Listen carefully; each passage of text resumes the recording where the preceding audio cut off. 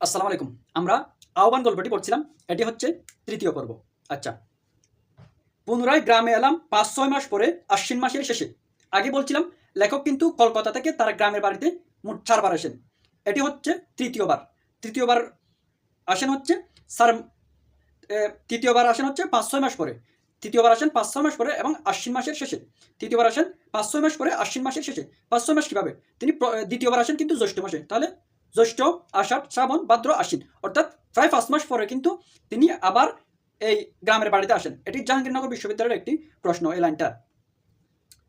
কয়েকদিন পরে ঘরে বসে আছি, বাইরের উঠোনে দাঁড়িয়ে কে যেন জিজ্ঞাসা করলো, বাবু ঘরে আছেন গা? বাইরে এসে দেখি গত জ্যৈষ্ঠ মাসে যাকে বুড়ির সঙ্গে দেখেছিলাম সেই মধ্যবয়সী স্ত্রী লোকটি আমায় দেখে সলজ্জভাবে মাথার কাপড়টা তার একটু টেনে দেওয়ার চেষ্টা করে সে বলল, বাবু কবে এসেছেন? অর্থাৎ দ্বিতীয়বার কিন্তু সে ওই বুড়ির বাড়িতে গিয়েছিল। ওই বুড়ির বাড়ির মধ্যে একজন মেয়েকে দেখতে পায়, যেটি ছিল তার পাতানো মেয়ে। এই পাতানো মেয়েটির কথা কিন্তু বলা হচ্ছে মধ্যবয়সী স্ত্রী লোকটি। মধ্যবয়সী স্ত্রী লোকটি হচ্ছে ওই বুড়ির পাতানো মেয়েটি। ওই পাতানো মেয়েটিকে উঠানোর মধ্যে দেখে এবং সে কিন্তু স্বাভাবিকভাবে বাঙালি বা হিন্দু মেয়েদের মতো সলজ্জভাবে কিন্তু মাথার ঘুমটুটা টেনে দিল এবং বলল, বাবু আপনি কখন এসেছেন?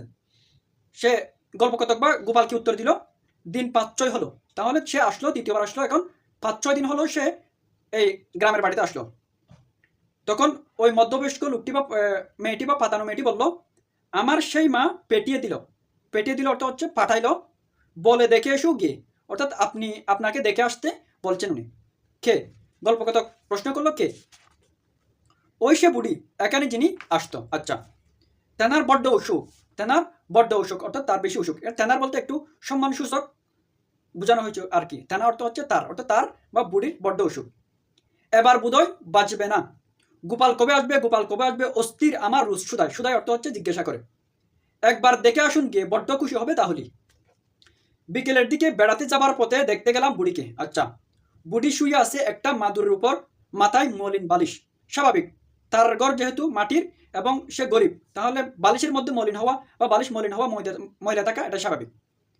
আমি গিয়ে কাছে দাঁড়াতে বুড়ি চোখ মেলে আমার দিকে চাইলো বা তাকালো। পরে আমাকে চিনে দরমর করে বিছানা ছেড়ে উঠবার চেষ্টা করতে আমি বললাম, উঠো না। ওকে, উঠো না। এখানে দরমর বলতে একটু তাড়াতাড়ি বা ব্যস্ততার ভাব নিয়ে উঠানো ওটা বোঝানো হয়েছে। বুলি আহ্লাদে আটকানো হয়ে বলল, ভালো আছো অমর গোপাল? বসতে দে গোপালকে, বসতে দে। তাহলে বুড়ি কি হয়ে গেল? আহ্লাদে আটকানো হয়ে গেল। এটা শব্দটি হচ্ছে আহ্লাদ। আহ্লাদ, এটাকে আহ্লাদ পড়বে না, এটা হচ্ছে আহ্লাদ। আহ্লাদ অর্থ হচ্ছে খুশি, আনন্দ। আর আটকানো অর্থ হচ্ছে কুটিমুটি হওয়া, অস্থির হওয়া। অর্থাৎ গোপালকে দেখে সে আহ্লাদে আটকানা বা খুশিতে অস্থির হয়ে গেল এবং বলতে লাগলো, এই বসতে দে, বসতে দে গোপালকে, বসতে দে। তখন গোপাল বলল, বসবার দরকার নেই, থাক। গোপালের ওই কাজুরের চাটাখানা পেতে দে, ওই কাজুরের চটখানা পেতে দে, যেটার কথা কিন্তু বুড়ি আগে বলছিল।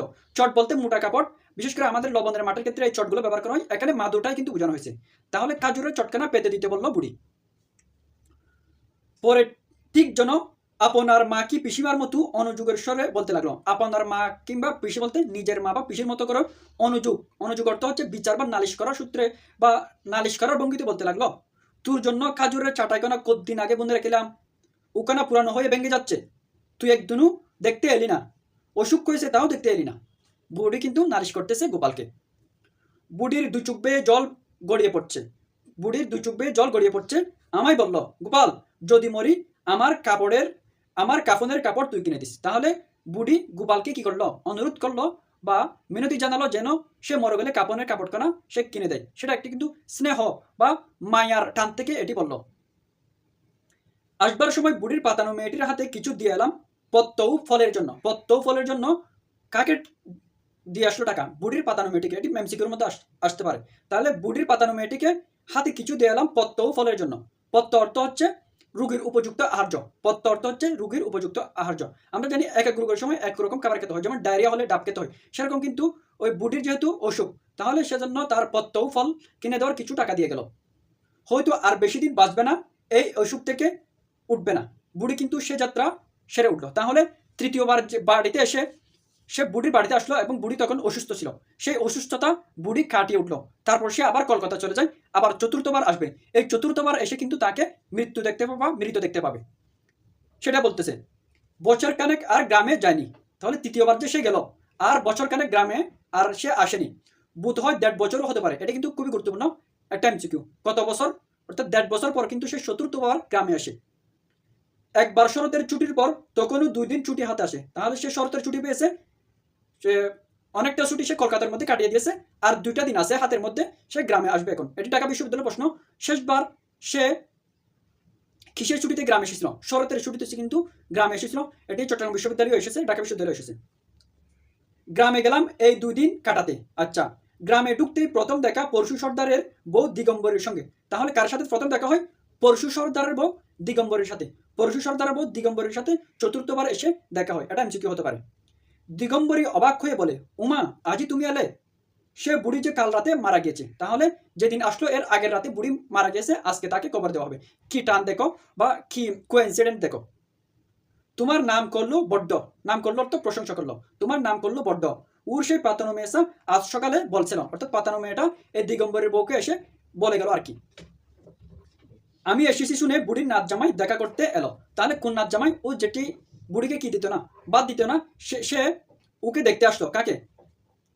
এই গোপালকে দেখতে আসলো। আমার মনে পড়লো বুড়ি বলেছিল সেই একদিন আমি মরে গেলে তুমি কাপড় কিনে দিস বাবা। ওর সেনা হাতুর আত্মা বহু দূর থেকে আমায় আহ্বান করে এনেছে। এখানে কিন্তু গল্পটির নাম আহ্বান রাখা হয়েছে, যেহেতু সে জানে না বুড়ি যে মরেছে, কিন্তু তার যে স্নেহর যে একটা টান, বাৎসল্য সুলভ বা মমত্ব সুলভ যে একটা টান, ওই টানের আহ্বানে বা ডাকে কিন্তু তার মৃত্যুর দিন লেখক ঠিকই কিন্তু হাজির হয়েছেন। সেজন্য এই গল্পের নাম কিন্তু আহ্বান। সেজন্য গোপাল বলতেছে ওর সেনা অতুর আত্মা বহুদূর থেকে আমায় আহ্বান করে এনেছে। আমার মন হয়তো ওর ডাক এবার আর তাচ্ছিল্য করতে পারেনি। তাচ্ছিল্য অর্থ হচ্ছে অবজ্ঞা বা অশ্রদ্ধা করতে পারেনি। আচ্ছা, স্নেহাতুর অর্থ হচ্ছে স্নেহের জন্য কাতর। স্নেহাতুর আত্মার ডাকে কিন্তু সে এখানে এসে পড়লো। কাপড় কেনবার টাকা দিলাম। তাহলে কাপড় কেনবার টাকা কাকে দিল? ওই নাচ জামাইকেই কাপড় কেনবার টাকা দিল গোপাল। নাচ জামাই বলে গেলো মাটি দেওয়ার সময় একবার যাবেন বাবা, বেলা 12টা আন্দাজে যাবেন। তাহলে মাটি কখন দেওয়া হবে বা জানাজা কখন? বেলা 12টার সময় কিন্তু তারকে কবর দেওয়া হবে। ওকে সেই সময় যেতে বললো নাচ জামাই। শরতের কটুতিক্ত গন্ধ ওঠা। শরতের কটুতিক্ত গন্ধ ওঠা বনযুগ ও মাকাল্লতা দুলানো একটি প্রাচীন তিত্তিরাজ গাছের তলায় বৃদ্ধকে কবর দেওয়া হয়েছে। এই লাইনটির মধ্যে কি ফুটে উঠেছে? শরতের কটুতিক্ত গন্ধ। এখান থেকে কিন্তু তোমরা চিন্তা করো, শরতের কটুতিক্ত গন্ধ এবং একটা বনজাপ গাছের নিচে জঙ্গলে, এর মধ্যে কিন্তু একটা বেদনা ফুটে উঠেছে। এটি কিন্তু ঢাকা বিশ্ববিদ্যালয়ের কয় নোটে প্রশ্ন করেছিল। এই লাইনের মধ্যে কি ফুটে উঠেছে? লেখক কিন্তু একটা বেদনার নিগুট বা গভীর বেদনা ফুটে তুলতে চেয়েছেন। এটি ঢাকা বিশ্ববিদ্যালয়ের কয় নোটের প্রশ্ন। তাহলে মাকাল্লতা দুলানো একটা প্রাচীন তিত্তিরাজ গাছের তলায়, প্রাচীন তিত্তিরাজ গাছের তলায়, তিত্তিরাজ একটি হচ্ছে গাছ, আর মাকাল্লতা হচ্ছে একটি তিক্ত ফলের গাছ। তিক্ত বা দুর্গন্ধযুক্ত বর্ষাকালীন ফলের গাছ হচ্ছে মাকাল্লতা। এখানে কিন্তু মাকাল ফলের কথা বলা হয়নি, বরঞ্চ মাকাল্লতার কথা বলা হয়েছে। এটা একটু গভীরভাবে মনে রাখবা, যেহেতু ভার্সিটিগুলোর মধ্যে ক্রিটিক্যাল প্রশ্ন আসে। আমি গিয়ে বসলাম। আচ্ছা, আব্দুল শকুর মিয়া নসর আমাদের সঙ্গে পড়তো, আবেদ আলী তার ছেলেগুনি, এরা সকলে গাছের ছায়ায় বসে আছে, অর্থাৎ কবর দেওয়ার জন্য এরা কিন্তু সবাই বসে আছে। এখানে কার কার কথা বলা হয়েছে? আব্দুল, একজন হচ্ছে আব্দুল, আরেকজন হচ্ছে শকুর মিয়া, একজন হচ্ছে শকুর মিয়া, আরেকজন হচ্ছে নসর, আরেকজন হচ্ছে আবেদ আলী। আবেদ আলী হচ্ছে গোপালের বন্ধু, গোপালের বন্ধু বা সহপাঠী। গোপালের বন্ধু হচ্ছে কি? আবেদ আলী। আর আবেদ আলীর ছেলে গনি। গোপালের কিন্তু বয়স হয়েছে, যদিও সে বিয়ে করেনি। সেটা কোথা থেকে বোঝা যাচ্ছে? তার সহপাঠীর কিন্তু একজন ছেলেকে গনি, সেটা থেকে কিন্তু এটা বোঝা যাচ্ছে। তাহলে গোপালের বন্ধু কে ছিল? আহ্বান করবে আবেদ আলী। এটা এমসিকিউর মধ্যে আসতে পারে। তারপর প্রবীণ শুকুর মিয়া আমাকে দেখে বলল, এই যে বাবা এসো। প্রবীণ শুকুর মিয়া কিন্তু তাকে ডেকে বললো, এই যে বাবা এসো। এখানে প্রবীণ অর্থ হচ্ছে বৃদ্ধ শুকুর মিয়া। এটি চট্টগ্রাম বিশ্ববিদ্যালয়ের প্রশ্ন। এখানে প্রবীণ বা বৃদ্ধটির নাম কি? সেটা হচ্ছে শুকুর মিয়া। বুড়ির মাটি দেওয়ার দিন তুমি কনে থেকে এলে? কনে থেকে এলে অর্থ হচ্ছে কোথা থেকে এলে? তুমি তো জানতে না, তোমায় যে বড্ড ভালোবাসতো বুড়ি। আচ্ছা, দুজন জোয়ান ছেলে কবর করছে। তাহলে কজন কবর করছে? দুজন জোয়ান ছেলে কবর করছে। কবর দেওয়ার পর সকলে এক এক কুদাল মাটি দিল কবরের উপর। শুকুর মিয়া বলে উঠল, দেও বাবা তুমিয়ে দাও। তাহলে কে বললো দেও বাবা তুমিয়ে দাও? এটি কিন্তু জাহাঙ্গীরনগর বিশ্ববিদ্যালয়ের প্রশ্ন।